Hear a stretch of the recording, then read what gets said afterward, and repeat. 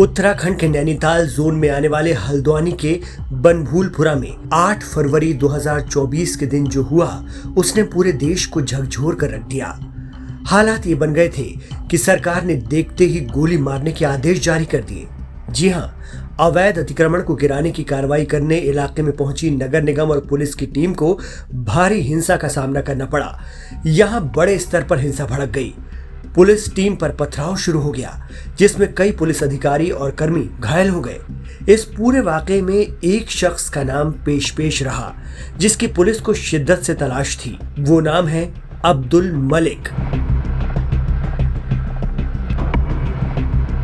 जी हाँ, इलाके का एक ऐसा चेहरा जिस पर कई संगीन इल्जाम हैं। उस अब्दुल मलिक की तलाश अब जाकर पूरी हुई है।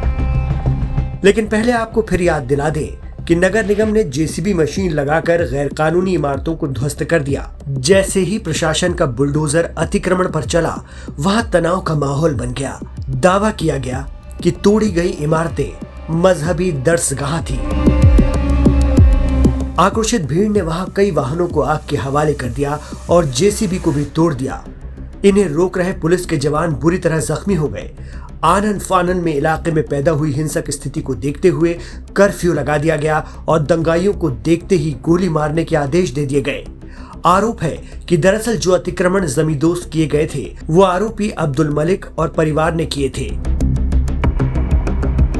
ये भी आरोप लगा कि भीड़ को हिंसा के लिए मलिक ने उकसाया। घटना के बाद आरोपी फरार हो गया। वाकये के बाद इस तशद्दुद को थामने के लिए राज्य सरकार को गृह मंत्रालय से अतिरिक्त पुलिस बल की मांग करनी पड़ी थी। हालांकि हिंसा के बाद उपद्रवियों पर धड़ाधड़ कार्रवाई भी हुई। इसके बाद से ही पुलिस और उसकी एजेंसियां अब्दुल मलिक की तलाश कर रही थीं। शक था कि वो कहीं विदेश न भाग जाए। आखिरकार 16 दिनों की लुकाछिपी के बाद हिंसा के मास्टरमाइंड अब्दुल मलिक को दिल्ली से गिरफ्तार कर लिया गया है। पुलिस लगातार उसकी तलाश में थी। पुलिस की ये तलाश दिल्ली में आकर खत्म हुई और उसे तुरंत पकड़ लिया गया।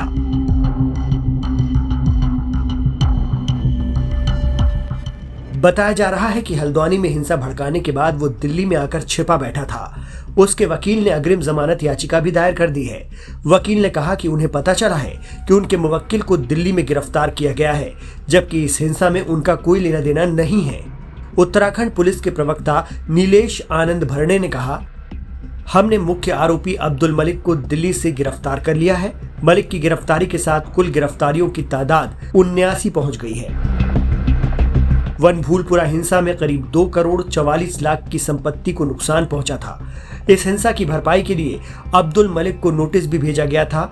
उसकी संपत्ति कुर्क करने की कार्रवाई भी हुई। मलिक और उसके बेटे अब्दुल मोईद के खिलाफ पुलिस ने लुकआउट नोटिस भी जारी किया था और उन्हें वांटेड घोषित किया गया। अब्दुल मलिक और उसकी पत्नी साफिया उन 6 लोगों में शामिल हैं जिन पर आपराधिक साजिश रचने, अवैध प्लॉटिंग, निर्माण और भूमि के हस्तांतरण के लिए मृत व्यक्ति के नाम का धोखाधड़ी से इस्तेमाल करने का मामला दर्ज किया गया है। अब्दुल मलिक हल्द्वानी में दशकों पहले बसे कुछ प्रभावशाली मुस्लिम परिवारों में से एक है। शहर भर में वो अपनी संपत्तियों के लिए जाना जाता है। अब्दुल मलिक खुद एक बड़ा ठेकेदार है और रोड कंस्ट्रक्शन में उसकी अच्छी पकड़ है। मलिक के बारे में जानकारी रखने वाले नैनीताल के एक वकील ने बताया कि वो इलाके में काफी प्रभावशाली है। उसकी संपत्ति और राजनीतिक कनेक्शन के चर्चे होते हैं। बताया जाता है कि एक बार वो बीएसपी के टिकट पर लोकसभा का चुनाव भी लड़ चुका है। हल्द्वानी नगर निगम की ओर से दिए गए नोटिस को हाईकोर्ट में चुनौती देने वाली अब्दुल मलिक की पत्नी साफिया मलिक के वकील अहरार बेग ने जोर देकर पिछले दिनों कहा था कि अब्दुल मलिक प्रभावशाली परिवार से आते हैं। वो बड़े ठेकेदार हैं और रोड और रेलवे की ठेकेदारी में उनकी विशेषज्ञता है। उत्तर प्रदेश और बिहार में कई प्रोजेक्ट्स उनके पास हैं।